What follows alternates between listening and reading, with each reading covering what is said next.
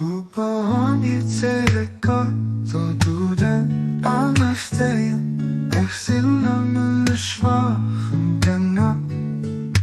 Da schon helle Fluss, aber ich go vom Schutz. Von deiner Gnade ganz kurz gezogen und der Brust. Von deiner Barmherzigkeit trainiert.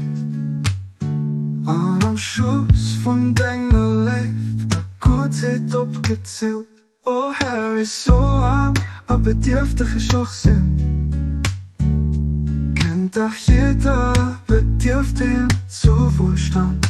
Durch den Menschgewisskeit waren all die Reich und die Denkkunst wirklich arm und verlassen.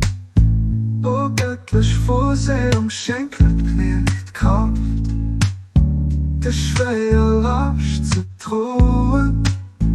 Aber feucht mich, das Textgeschenk zu behüten, wird Gewalt von der Prüfung eines so stark ist. An der Sturm von der Schwierigkeiten so rede, das soll erst zu stirbst zerfallen. An die Heckspitze sich zunächst blickt.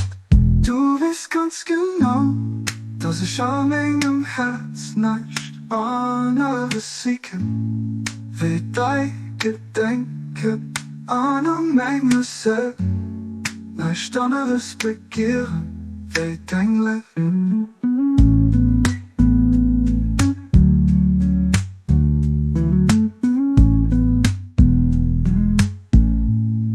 Hilf mich für denen, die dich gern haben, zu denken.